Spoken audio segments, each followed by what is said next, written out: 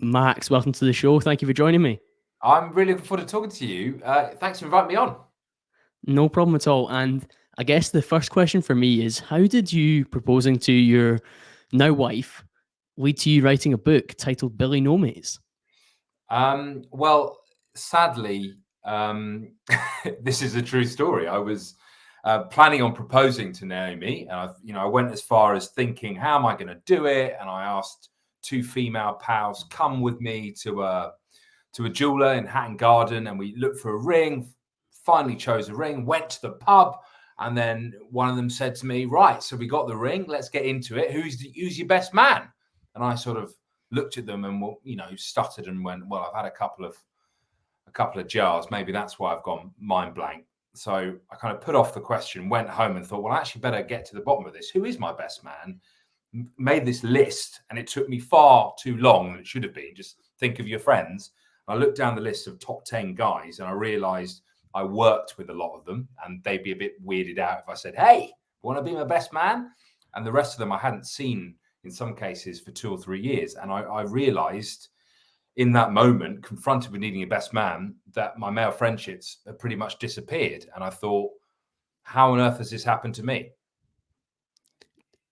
I find it surprising because I think we were laughing before we hit record that you're speaking as a very normal guy. It's not like you've become lonely off the back of leading a very lonely existence for a long period of time. And I guess some of the guys that we would maybe think would be typically lonely wouldn't get into a position where they were likely to be proposing and getting married. But how did you come to that point? What do you think were the factors that were leading you to a position where you were like, well, I actually don't have that many close guy friends now? Yeah, I mean, well, to connect to what you said first there, I mean, with this idea we have of people who are lonely blokes, the weirdo in the school canteen who sat there, he's got beans in his hair, he's reading some fantasy fiction book, never talks to anyone, kind of that guy. And or the weirdo in the pub, right, who's just sinking pints, looking off into the middle distance. But actually, loneliness looks like me. I'm pretty outgoing bloke, bum around fast. It shouldn't be people like me, but if you look at the stats, it has happened to an awful lot of guys. So the odds are that some pretty lonely folks are very ordinary. You'd be sat next to them in coffee shops, so you'd have no idea. I think what this connects to is what are we defining as a friend, right? So I didn't realize it had happened to me until I was confronted with literally auditing my social life and going, well, who are the most important people to me? And then going, oh, that cupboard's pretty bare. I was busy. So, busy with work, seeing people through that. I was busy hanging out with my girlfriend's mates, doing family stuff. So it was never, I was looking at my diary and it was, a desert, just emptiness. And so I think what I had was a lot of quite superficial mateships. You're right. People I call my Surface mate. level. Yeah. And then when I actually thought about, well, who could I rely on in the best will in the world? Or who do I feel I really know on a sort of a pretty intimate level? And do they know me? That's when I thought, oh, I don't have any of those people in my life. I have a couple of women, maybe, who I feel like that with, but certainly no blokes. And actually, if you look at the stats around men and friendship, so you kind of a bit of context is it's getting worse. This stuff, since about the 1970s, when social scientists have been measuring this sort of thing, men have had less friends than women. And then here's the stat from the Survey Center of American Life, 2021. Since 1990, the number of men reporting they had no close friends jumped from 3 to 15%, right? So that's a five-fold increase since 1990. So there is a big challenge here. And men will say, if you ask them, I've got mates, but if you say, who could you talk to about a serious thing, something with a bit of heft, something maybe a bit awkward or embarrassing, that's when they're really struggling to think of people. So we have an intimacy problem as guys.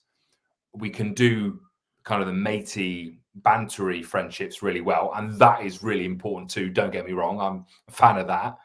But can we also go up into fourth and fifth gear with our friendships? That's when we seem to struggle. Huge points there. And I think one of the terms you used there around busyness is very important because I think you would automatically assume the connotations of loneliness are solitude, not being with anyone at all. But in fact, you were with lots of different people, but you were mentioning there that the male contacts that you had were very surface level, not particularly deep, where you could have a serious conversation where you could say, would you like to be my best man and give a speech at my wedding? It just wouldn't be right.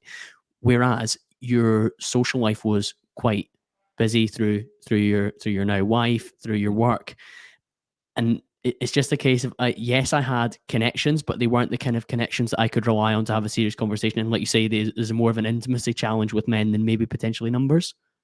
Yeah, exactly that. And I would, if you're listening to this and thinking, maybe that's me too, there are an awful lot of us. And also, I'd ask you to go, how many times have you hung out with the men in your life when it's not around a work thing or a project you're doing, or you're going to the gym together, for example? I mean, that's got its place. But I think when you start thinking of it in those terms, then you start to realize that there are different sorts of friendships, and you maybe as an individual don't have access to some of the deeper ones. You mentioned that men tend to have less friends than women. Why did you find that was the case? So, I mean, this is a really interesting subject, I think, because it gets into the heart of all sorts of things. It gets into the heart about masculinity, what that means. It gets into the heart of evolutionary biology. It gets into like the way the world's changed. So this is a big subject. So there's kind of three main theories as I laid out there. Well, touching on the first one, I spoke to loads of psychologists. So when I was writing Billy No Mates, I thought, I want to solve this problem for myself, find the best man, work out, why do so many men struggle with this? So the first thing I did was I think, well, psychologists seem sensible people to start with. And they'd all say similar things to me. They say the reason why men have less friendships than women is because we put barriers up to intimacy, like we kind of touched on, to closeness, to having conversations about, feelings. It's a cliche, but it's kind of true. So what are these barriers? Well, things like how we use humor. Like, you watch how men use humor, it's quite aggressive. Like, the bants is like knocking people down. It's taking the piss, right? And I call it the jazz of casual brutality. Like, we don't necessarily mean anything by it, but it's kind of this riffing we do off each other. And partially that's why men love being friends with men. There's a lot of positives to that.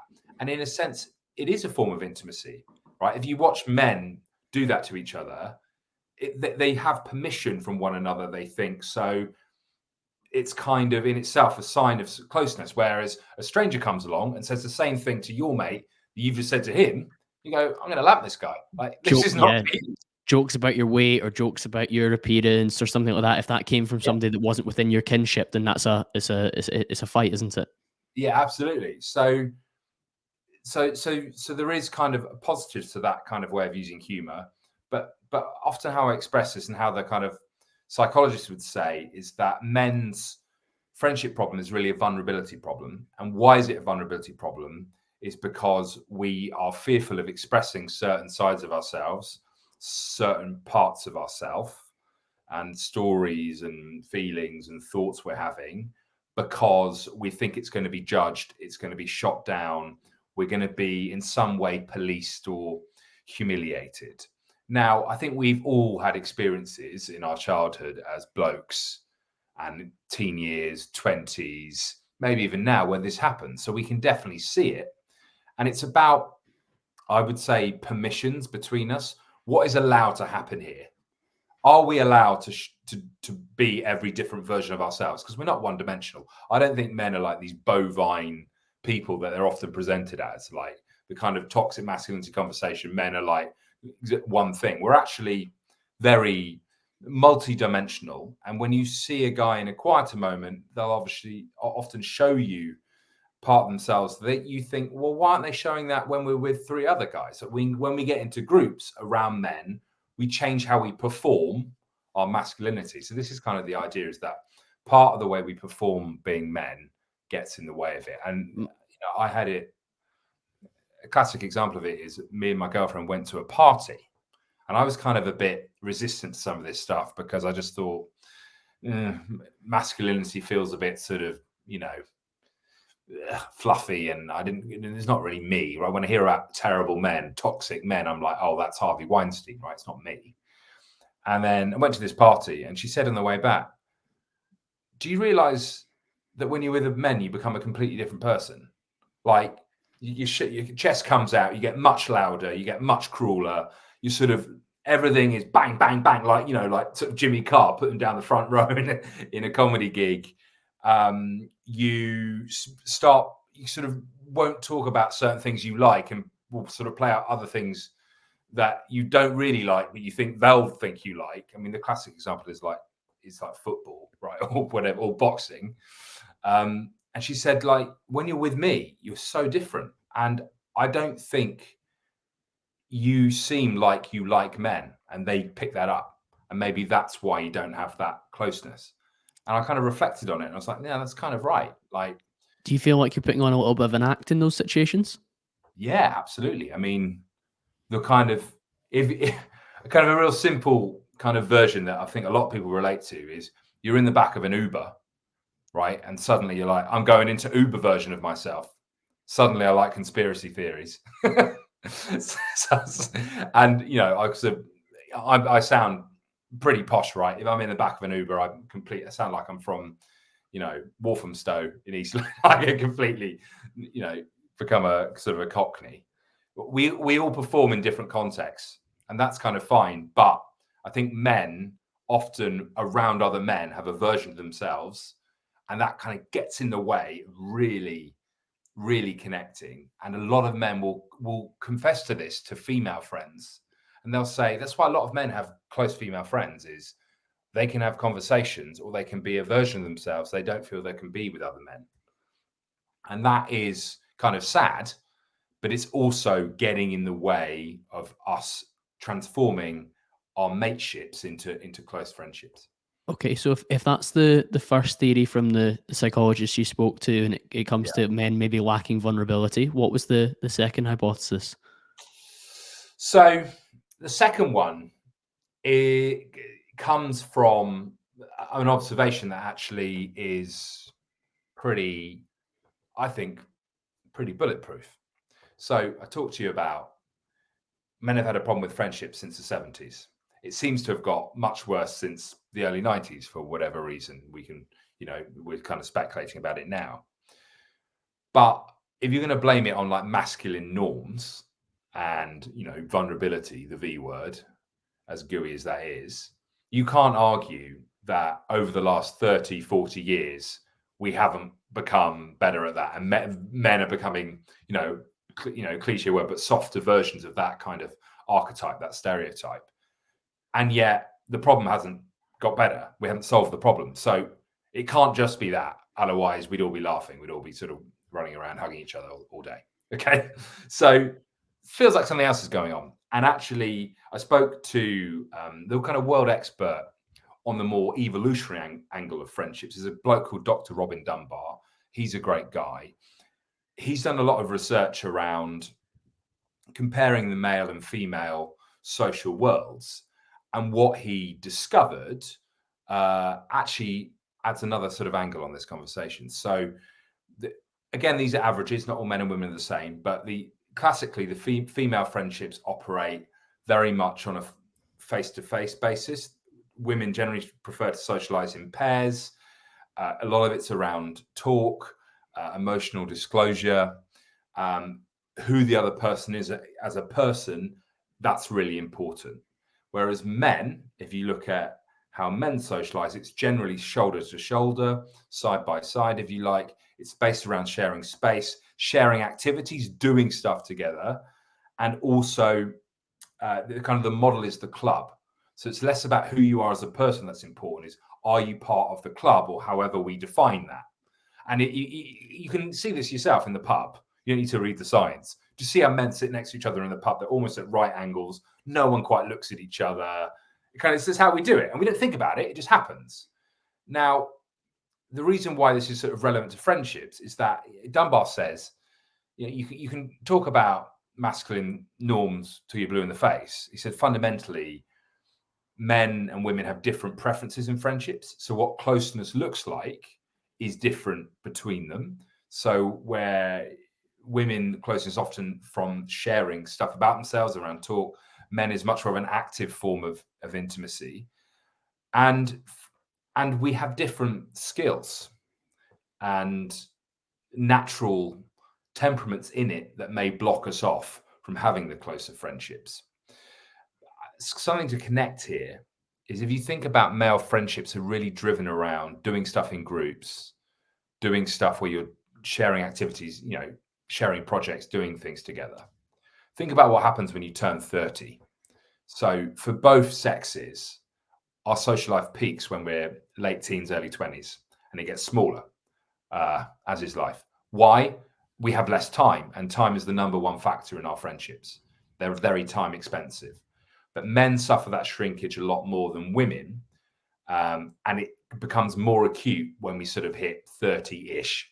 What happens? We tend to get serious relationships, might have kids, really career is taking off. You're putting a lot of effort into that.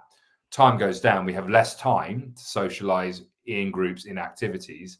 If you ever tried to get a group of blokes together to go away on a trip, it's an absolute nightmare because everyone's busy. So if that's how men prepare to socialize and they've got less time to do it, that would also explain why men have less friendships than women. And then there's also this kind of an idea. I appreciate this is an incredibly long answer to your question. There's also this idea that how we define what intimacy is in the modern world has become very feminine in how we talk about it or even think of it. Yeah, absolutely. One of the things that you said amongst that there, Max, which I thought was incredibly valuable, was that there's a shrinkage of friendships as you get older, and that's albeit natural, just based on society, time, like our own diaries. But you said that women experience less shrinkage. Do you know what women are doing that's allowing them to maintain more friendships during this period, whereas men are seeing a bigger drop off? I guess one like kind of bro science theory that comes immediately to mind for me is that men are maybe leaving some of the team sports or team activities they were doing previously as they get to 30, maybe because if they got less time, they maybe don't go and play football, they maybe don't go and play golf on a Saturday as often.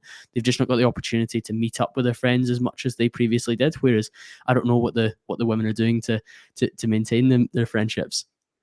I mean, that's I think the bro science is pretty close. So as I sort of touched on, if your friendships are based around talk and you'll happily have a coffee, you'll happily talk on the phone. It's really interesting if you look at the research around, we kind of know this from being alive, but also in our own experience, that men's friendships just do not work on the phone. Men don't talk to each other on the phone. It makes, if you look at a longitudinal study, so how do you maintain friendships over time? Talking on the phone makes zero difference to men's friendships. It does work for women's. So suddenly it's a bit easy to maintain friendships. They're kind of less time intensive, you could argue. But also, here's where everything interacts. So I said there was kind of a modern gender norms, masculinity argument, and there's the biology, evolutionary, this goes way back into our past argument. Women also put way more effort into it, right? If like, it's like my wife is unbelievable. She's got like 15 plates spinning and she can keep them. She runs around just kind of keeping them moving. And she's going to go, oh, I haven't spoken to Jane for 2 weeks. I'm going to call her now. She's calling her now when she's walking to the shops. Oh, I've got to organize a weekend away with Sophie and Philippa because we said we'd do it and we never did it. I'm going to organize it. Texting people, checking in, running out, driving to Oxford to have a coffee. It's like, what? Amazing amounts of effort. Whereas men do not do this. They'll generally outsource that work to the women in their lives. So I always joke that women are like the HR department for men, like they're sort of head of people operations. But we don't do that work. So that's another reason why they get less as we get older. You also wrote about how reliant men are for their partners and their girlfriends, their fiancés and their wives for their social circle, and that was certainly the case with you because you weren't necessarily lonely in terms of company, but you just lacking male friends because you were associating with your wife's friends and maybe the partners of your wife's friends as well. Mm. Why is it that men are so reliant on women to like keep their social circle going? Is it just because we won't put in the effort, as you're saying? I think we we're not good at being proactive. And so what happens is we fall in a pattern where if we're in a straight relationship, our girlfriend takes over running the social side, and it just becomes easier. And before it's too long, kind of your friends are her friends sort of thing. I think also we become reliant because of, we talked about if men haven't got those opportunities to have certain sorts of conversations with men in their lives, they're putting it all onto women. So they become reliant in that sense, reliant in simply the women are the switchboard sense, putting things together. And the sort of reliance is not just on socially, it's also just men will often be in a sort of relationship with their spouse or with their girlfriend where she's like remembering everything about his friends too. Like, oh, Will's just had a baby. Have you sent a gift?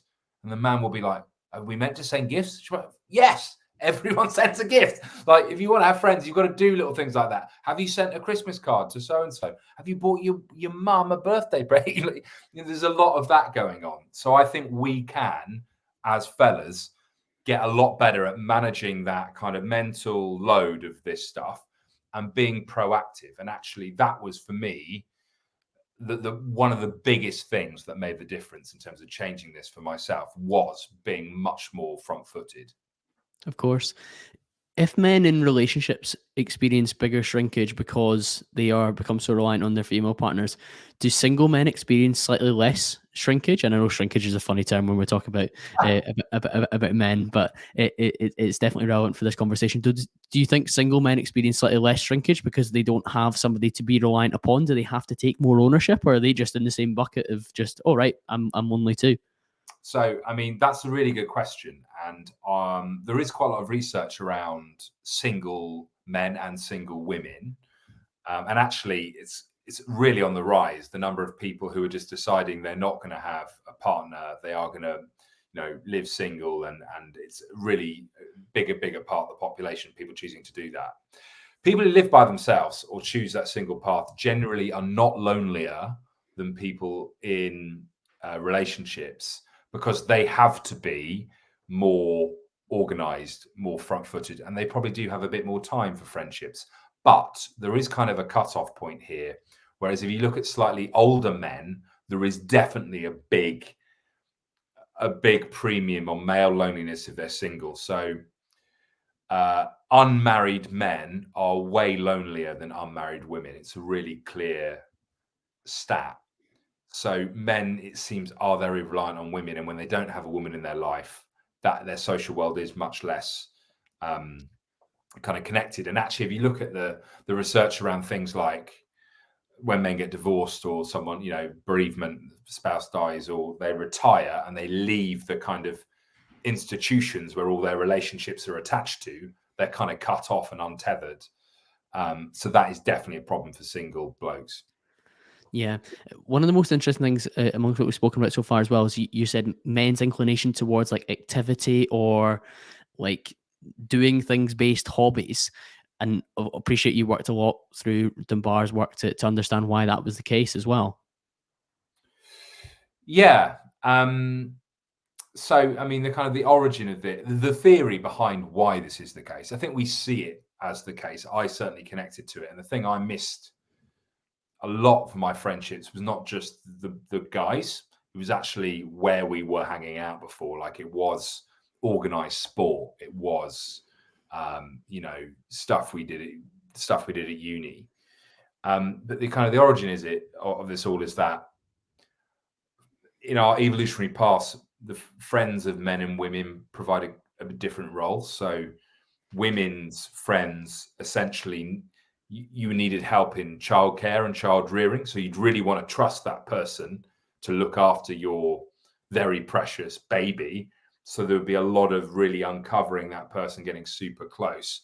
Whereas guys were generally in the hunting packs, going out, doing that job for the village, or in the military side of it, literally in battalions of soldiers, however you want to explain that, going out. So what kind of relationship would suit blokes? Or basically quite casual, superficial, quite interchangeable, quite club-like, very, very permissive with very little demands on them. There's an amazing study from the Netherlands that I found and I read.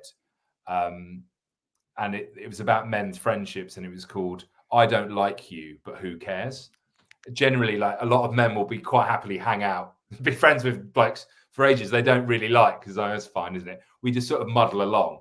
So those are kind of the evolutionary origins of it, and it kind of, we inherit that and don't realize it. But that's why I think activities and sharing space and doing things in groups is quite inbuilt to guys. There's a big element of like, are they competent to stand beside me in battle or to go and hunt this woolly mammoth, I suppose, but not, do I actually get on well with them at all? It's more based on like, are they good to be around in this particular setting for this particular task that we're about to undertake? Yeah, there is definitely that, like, kind of competence is important. There's a research by Joyce Benenson, who's an evolutionary psychologist, who's kind of looked at that side of things. I mean, there's so many studies of this. I mean, there's an interesting one from college campuses in the States where they looked at, obviously, when you join a college, you don't share a room with a member of the opposite sex, because guess what might happen? You kind of share with the same sex. And they kind of, at the end of the year, would ask people, like, how do you rate your roommate? And both men and women would go, oh, they're terrible. You know, they stink. They're coming back late. They vomit all the time. You know, got bad breath. They're really rude. Like all these things. But then if you look at who asked to move rooms, women, like a huge factor more, are asking to swap and go in a different kind of pairing. Whereas blokes are like, yeah, we'll just get on with it, I suppose. You know, it's fine. It's kind of built for built for comfort, I would say, male friendships. That's kind of what it is. It's kind of, let's keep it easy, let's muddle through it. And that has strengths as well. I mean, this is kind of the flip side of the kind of strengths of men and women in friendships are also their weaknesses. And there are trade-offs here. So when I spoke to a load of men and women about friendships, obviously, women would say they love, loads of women, I would say the majority of women I spoke to said that they actually prefer being friends with men. And when I said why, they would speak about all the things the psychologists were saying that were the weaknesses of men's friendships. Like, well, you know, it's all very simple. Everything's a joke. All you do is play games. You know, if you have an argument, you forget about it immediately. So there are strengths to that skill set and that temperament. But then the flip side of that is that also we lack intimacy. So all these things are trade-offs.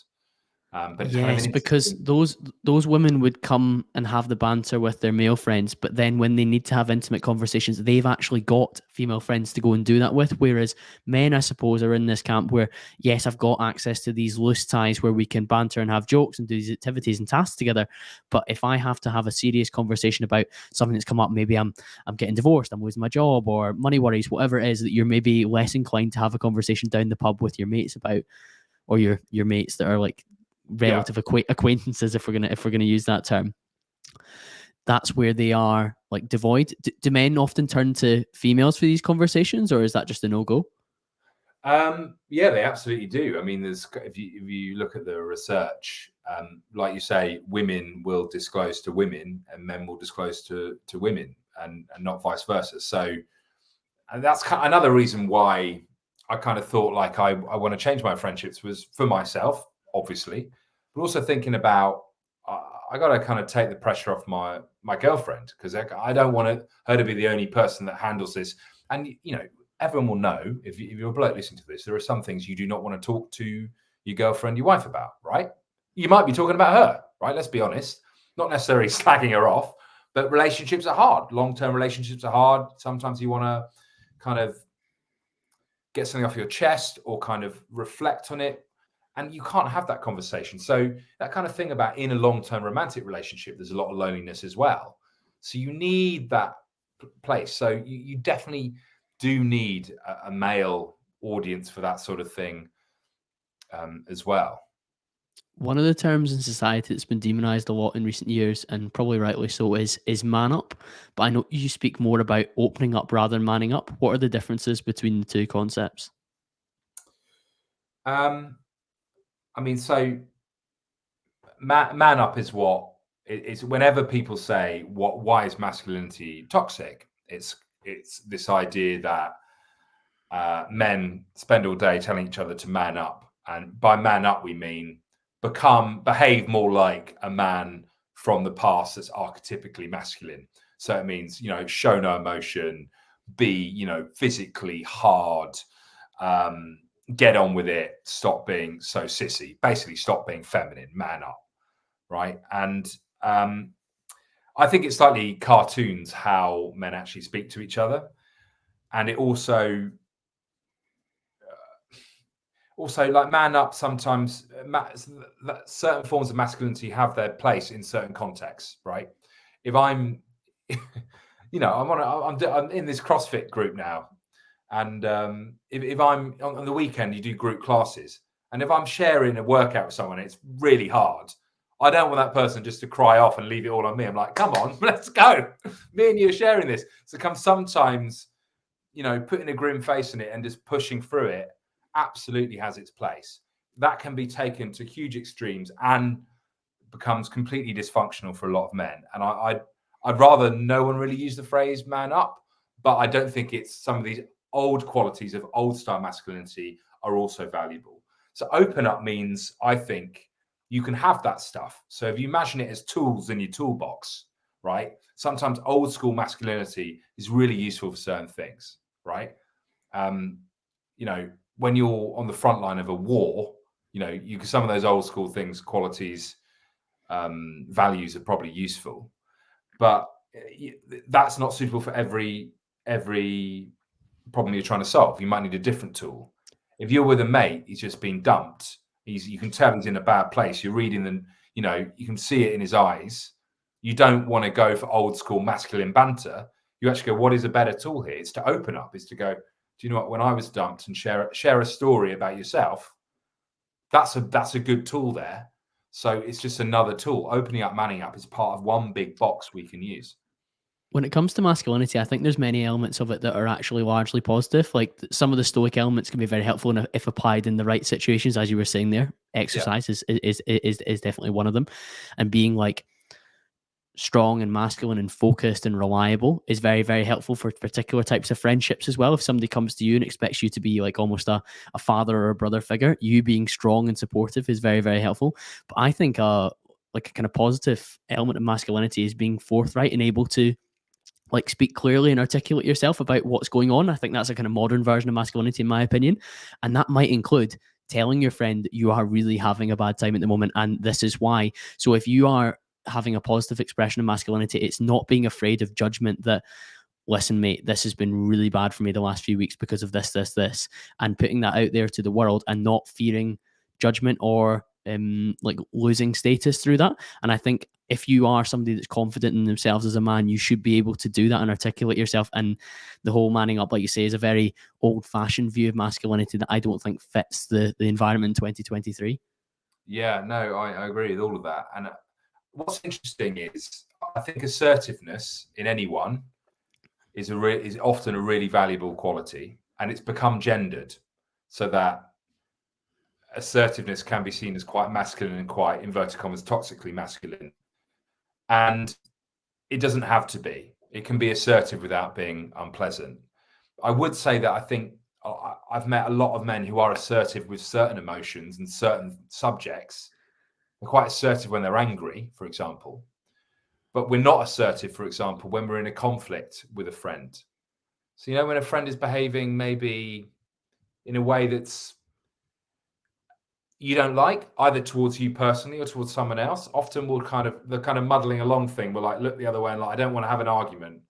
But being assertive like that is also really valuable. And actually, talk about emotional intelligence. Emotional intelligence is about how you handle all the emotions, not just the kind of grubby ones where you're having to be super vulnerable. It's about being able to articulate when you think something is wrong or when you've got this great hope and you're really excited. Like emotional intelligence is all these things. So this conversation is about men, emotion, opening up, however you want to kind of title it. I think we've got to think about it in the real vast kind of number of options we have in terms of connecting with each other emotionally.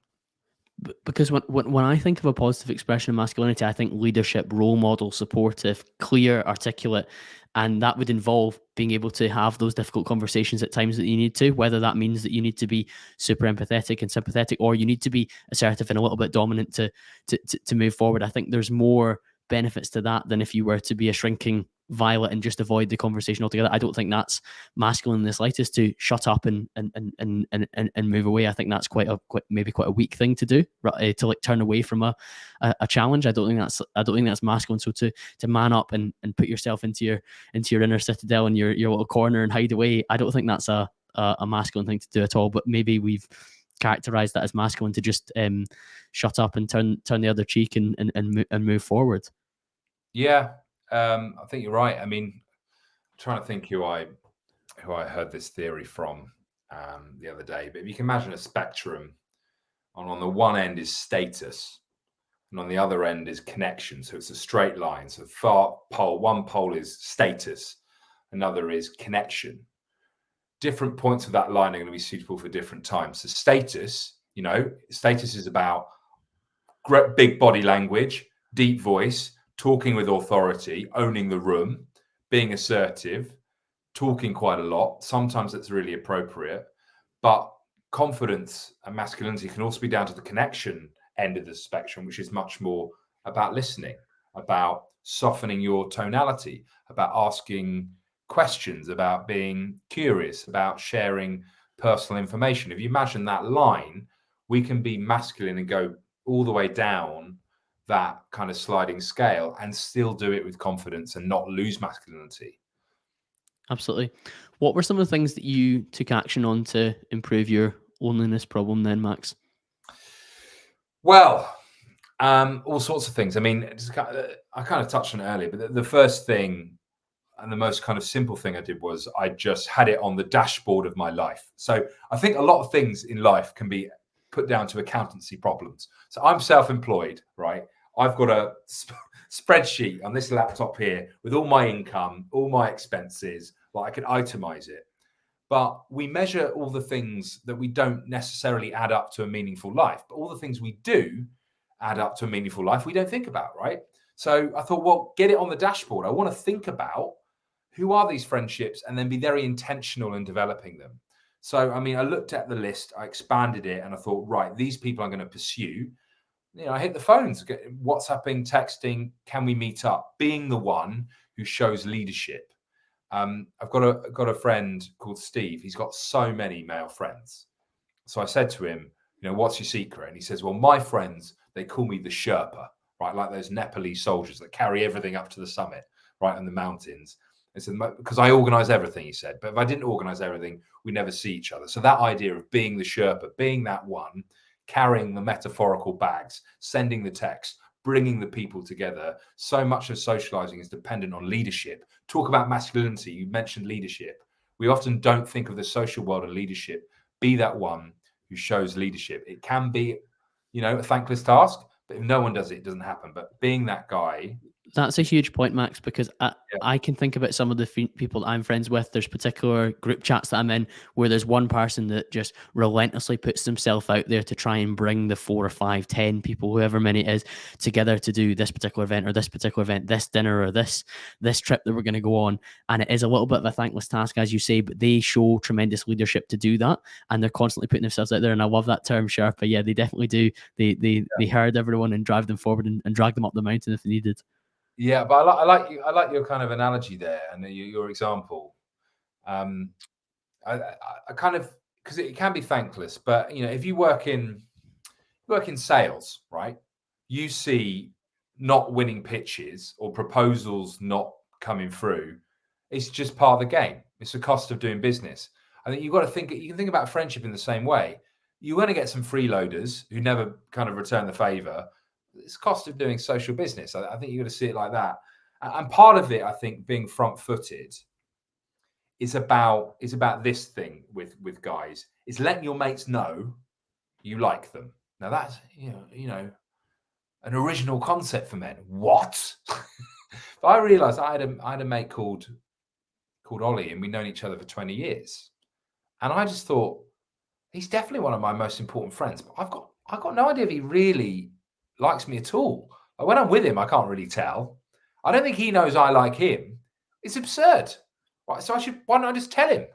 So we went out and we had a couple of beers in. I went, I'm doing this thing. I had to make a list, and you're right at the top, mate. You are one of my best friends. I just wanted to let you know you are important to me. And I think he's sort of like, whenever a man gets a compliment, it's sort of like short circuit, and sort of parries it. But it really it was something that softened between us. It didn't become gooey and completely different, but it was confessed. Here's the thing about friendship, without getting too philosophical for you. It's a very ambiguous relationship, right? Because it's a very much an opt-in thing. There's no rules, there's no regulations. It's kind of quite uncodified and vague. So if we don't call it out, if we're not direct with our affection, people don't feel it and we don't know where we are. And why are we afraid to do this? Well, here's an example of why.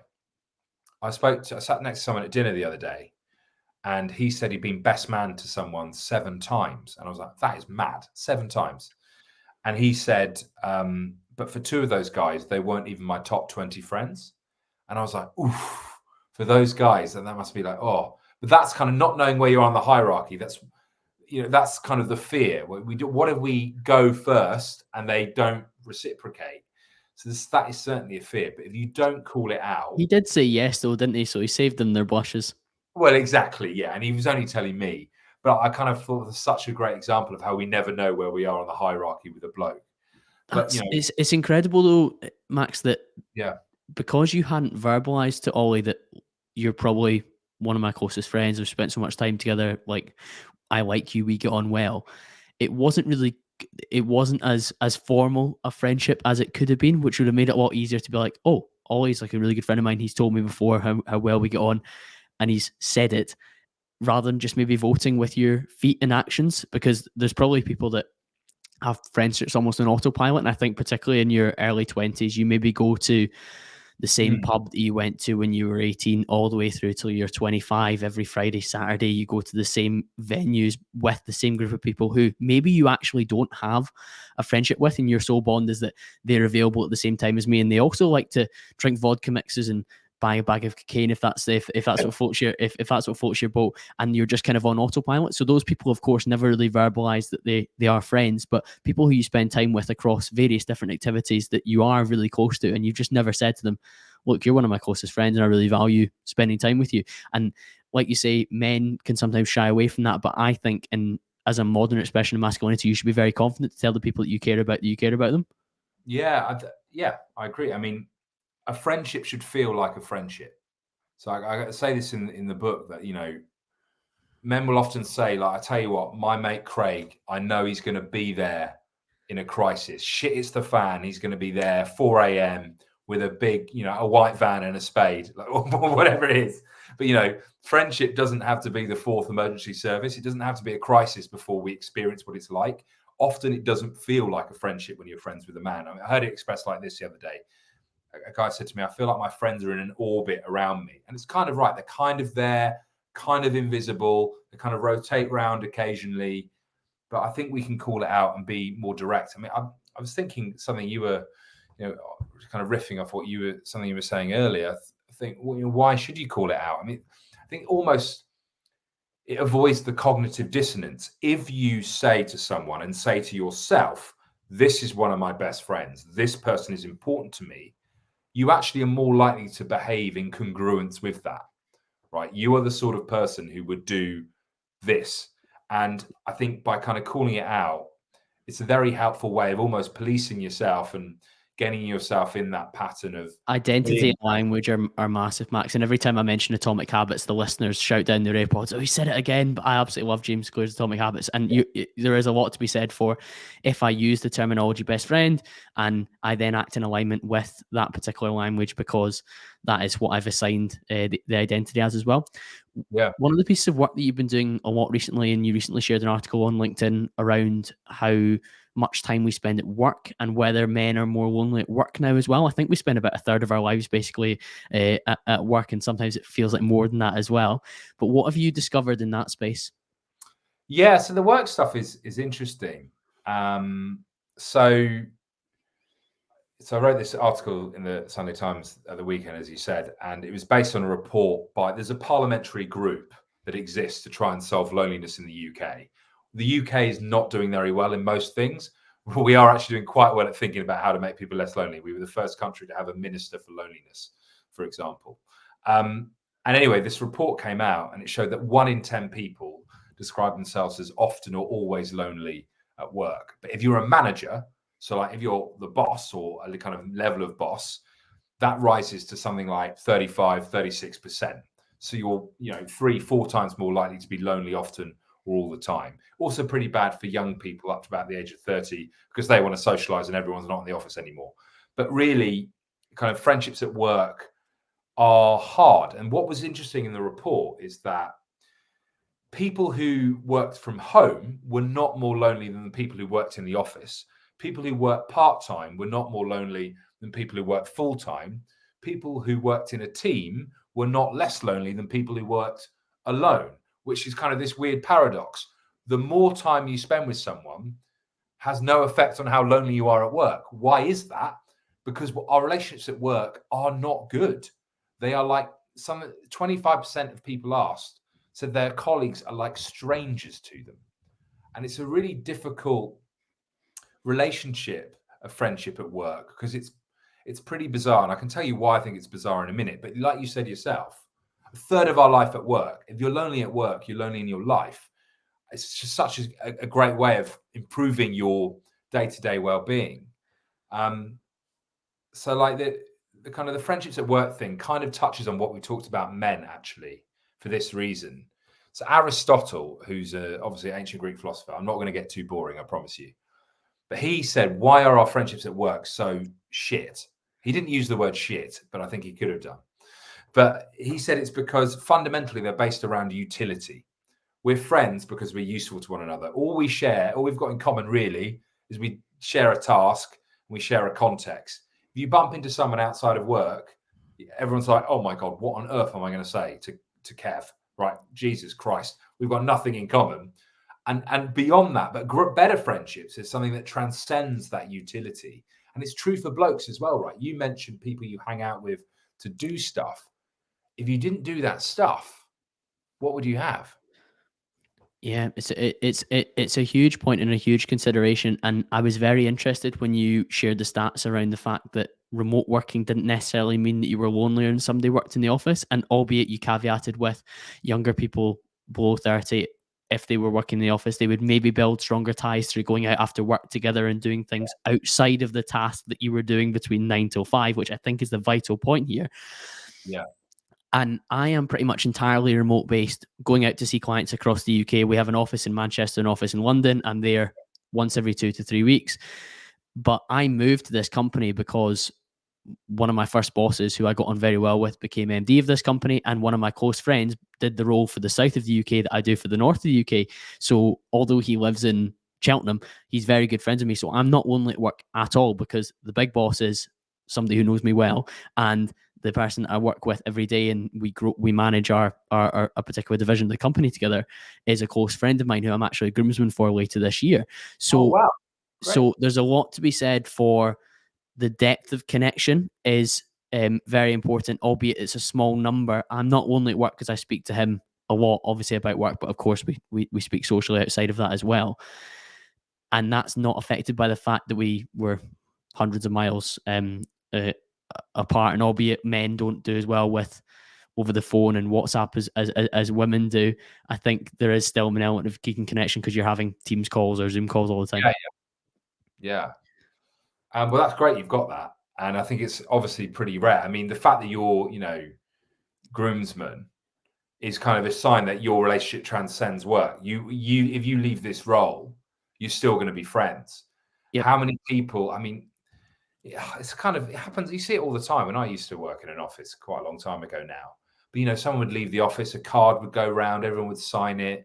They get given a plant, everyone would come around in the kitchen, have prosecco with them. Don't be a stranger, mate. Oh God, you're fantastic. A week passes and they're like, "Who was that guy?"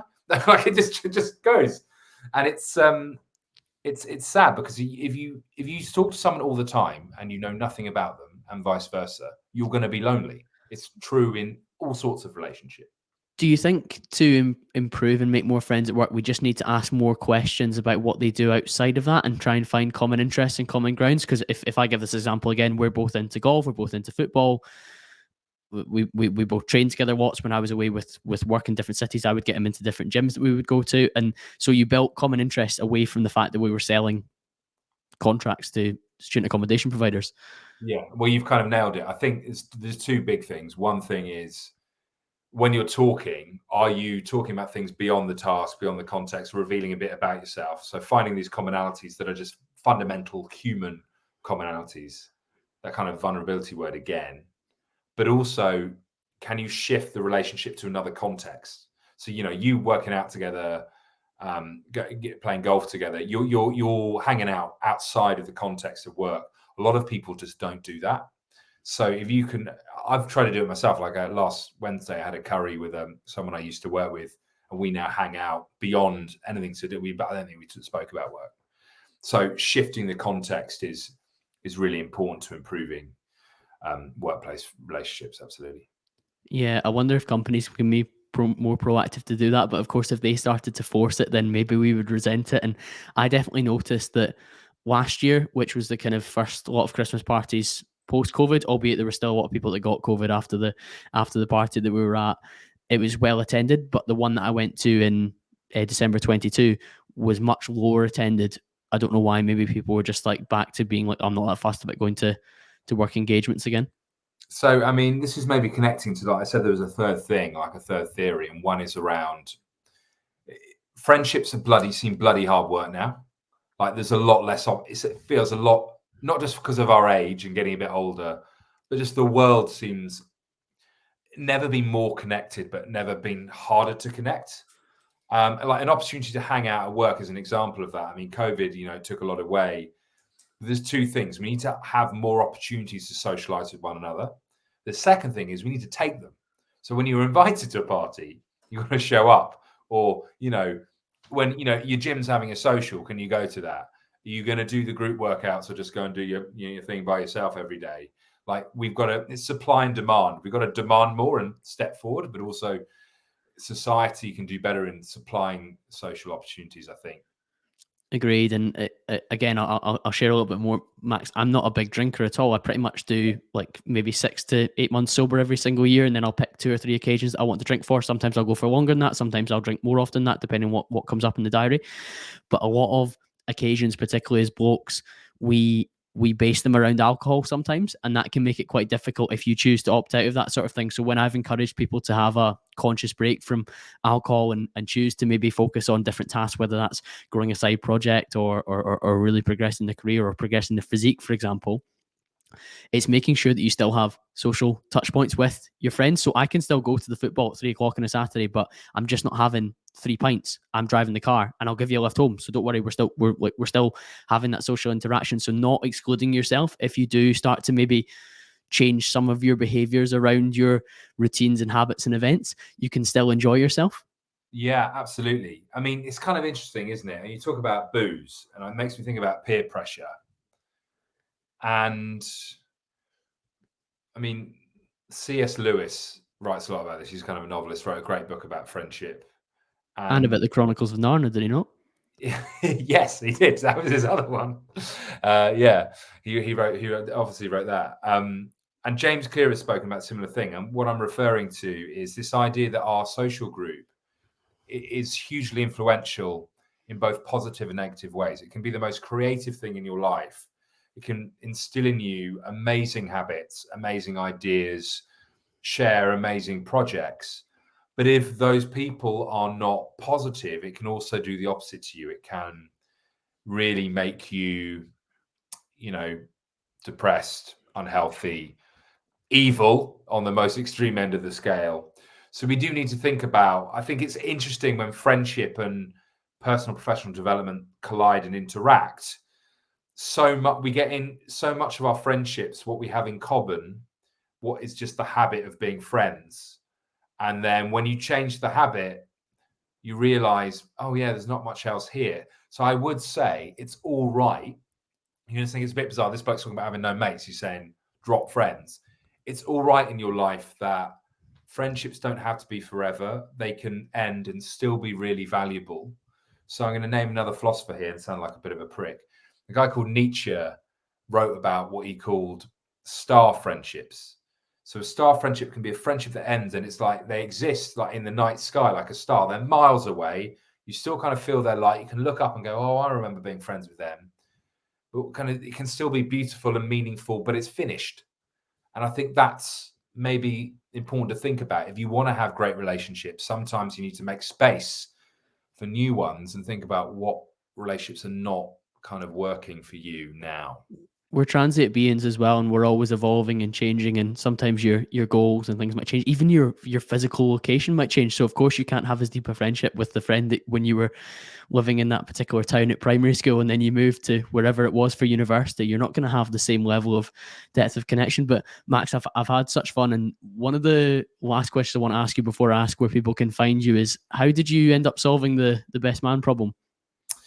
Well, I mean, I spent ages working on my friendships in all these different kind of ways we've discussed, and many, many more. And I realized, well, I think I've solved my problem. I got a good short list of blokes here I could have as best man. I thought, right, I'm ready to do it. I'm going to propose. I'm going to get married. So I went and proposed. She said yes, thank goodness. Imagine if she said no. What a waste of time. And then I thought, right, well, who am I going to have as best man? And in the end, I thought, who are the two most important friendships in my life? And the honest answer was, it was the two women that I took with me to that jeweler in Hatton Garden way back in the beginning. And I thought, screw tradition. I'm just going to do what I think is right. And I had groomsmen, 3 male groomsmen, 2 best women, and it was all great. And it's because this whole thing that we've spoken about, friendship was a door into a much bigger conversation, a way of looking at myself. I think what a lot of men have connected to my book with is like these conversations around masculinity, which can feel a bit alienating and a bit woolly. When you think about it through the prism of our relationships and our friendships, I was like, I get it. And I had to change who I was a bit. And that for me was the whole point. And to have a best man, that was great too. But really, it didn't have to be a guy at the end of the day. It wasn't the most important thing as well. It was just a kind of trigger event for you to start to discover how important this was and to thankfully put pen to paper and share that as well. So if people want to continue the conversation, Max, where should they head towards? Yeah, so I'm at maxdickins.com, Dickins is the name. I'll spell it because everyone spells it ENS. And I'm on Twitter as well at Max Dickins. And follow me, say hello, because I often put articles and different things up that you might find helpful or interesting. The book's called Billy No Mates, and that's out hopefully in every single shop in the world. Yes, all of them. It'll be linked in the show notes anyway. Max, thank you so much for joining me, and thank you to you, the listener, and I'll be back to speak to you all again very, very